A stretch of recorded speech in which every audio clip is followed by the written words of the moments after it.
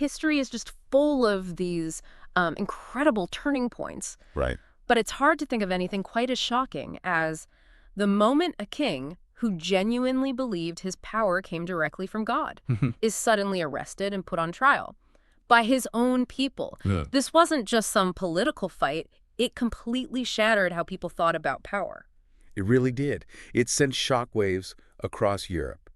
And to get why it was so huge, you have to understand King Charles I's mindset. The divine right of kings. Exactly. This wasn't just him thinking he was important. He truly, deeply believed his authority was a direct gift from God. And what did that actually mean day to day? It sounds a little abstract. It meant he answered to God and only God. So if Parliament, the elected government, disagreed with him on, say, taxes or religion, he felt he had every right to just ignore them. Or even shut them down. Oh, yeah. He ruled without Parliament for 11 straight years. His critics called it the 11 years tyranny. But in his mind, he is doing the right thing, protecting the country from messy politics. So you have this collision course. On one side, a king who thinks he's above all human law.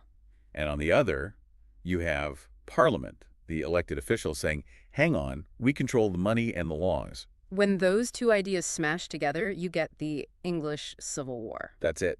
The country split right down the middle. You had the Royalists fighting for the king and the Parliamentarians fighting for the government. After years of brutal fighting, the Parliamentarians won.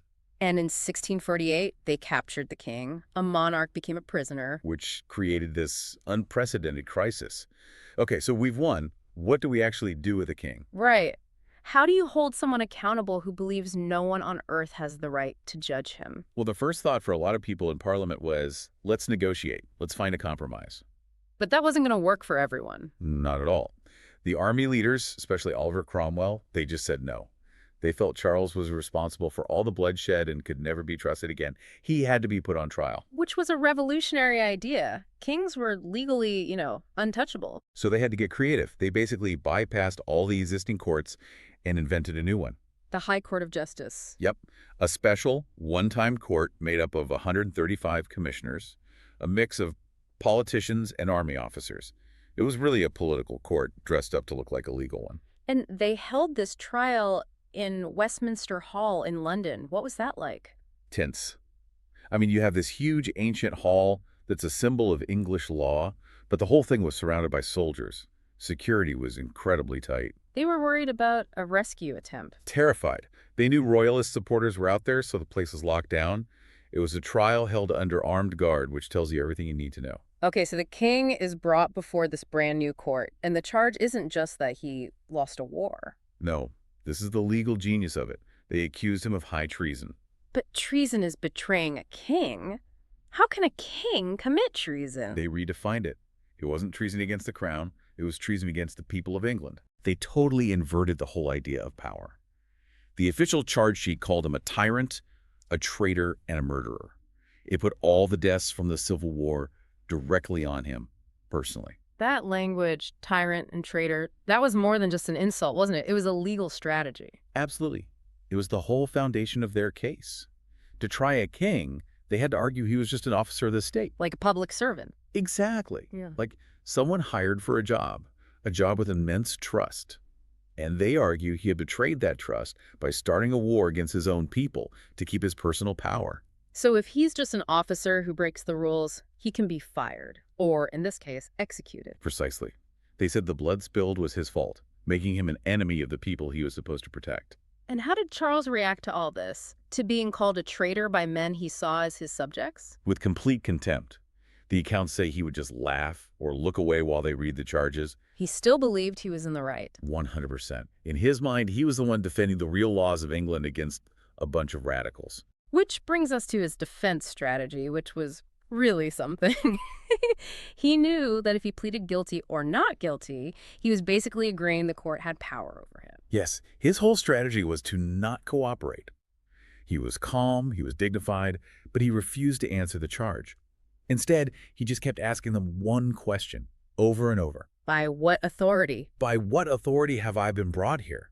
He was challenging their very existence, because he knew there was no existing law in England that allowed a king to be put on trial. It was a brilliant move, really. He was Yeah. forcing them to admit their court was completely new and, by his standards, illegal. Right. If he acknowledged them, he'd be betraying the monarchy itself, his son, his whole belief system. He was positioning himself to die as a martyr, and playing along would ruin that.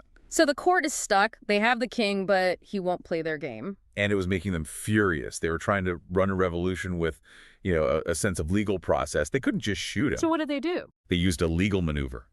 They decided that his silence, his refusal to plead, was itself a form of guilt. It was a rejection of their authority. So they just moved on as if he'd already lost that argument. The atmosphere in the hall must have been electric. Oh, completely divided. You had soldiers yelling, "Justice, justice," and then you had others in the crowd shouting, "God save the king." Everyone knew history was being made right there. So on January 27th, 1649, the court delivers its verdict. It does. And the president of the court, a man named John Bradshaw, was so worried about being attacked that he wore a special armored hat while he read the sentence. Just in case someone in the crowd tried something. Exactly. The fear was real. And the verdict was Guilty. Guilty of being a murderer and an enemy to the Commonwealth. The sentence was death by beheading. And to make it happen, they needed a death warrant. 59 men signed that paper. And that is such a key detail. Signing that document was the point of no return. They knew if the monarchy ever came back, that piece of paper would be used to hunt them down and execute them for treason. They were risking everything. Everything. So Charles spends his last night in St. James's Palace. What do we know about that night?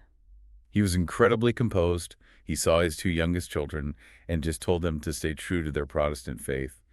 But the most famous detail is about the weather. The two shirts. Exactly.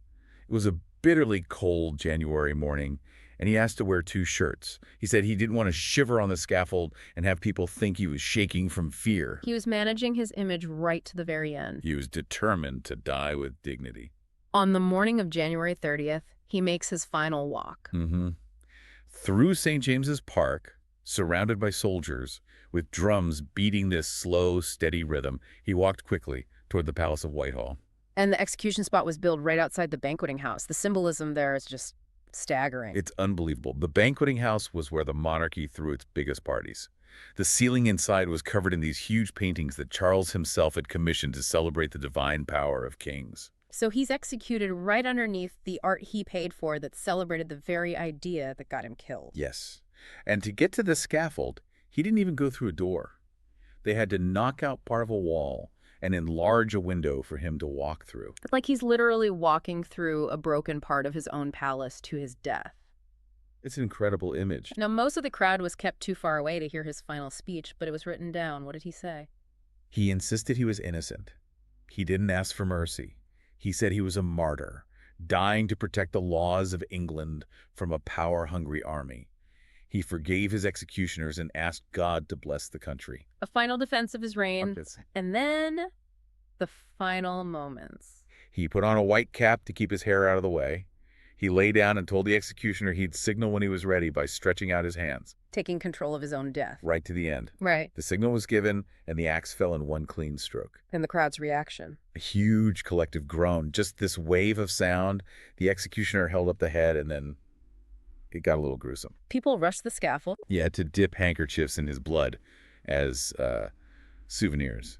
A really morbid final moment for absolute monarchy in England. What about the burial? Was it a big state affair? The opposite.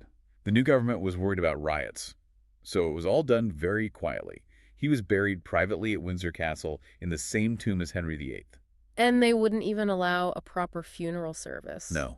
They had banned the Book of Common Prayer, so there were no official rites.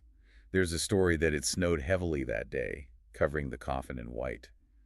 Very bleak end. So looking back, what is the huge lasting legacy of all this? Well, for 11 years, England was a republic, the Commonwealth, led by Cromwell. It didn't last, and in 1660, they invited Charles's son, Charles II, back to be king. But things weren't the same, were they? You can't just put that genie back in the bottle. Not at all. The power structure was changed forever.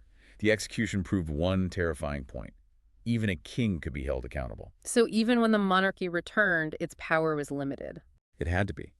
From that moment on, the king or queen had to accept that Parliament was the ultimate power in the country. It laid the groundwork for modern government. It's the idea that leaders are subject to the law, not above it. Which really makes you think about those 59 men who signed the death warrant. They took this incredible risk signing their name to a document. If the monarchy hadn't come back, they'd be founding fathers. But since it did, many of them were hunted down and executed as traitors. It makes you wonder, what does it mean to put your life on the line for a principle? A powerful question to end on. That's all we have time for. Good luck with your studies.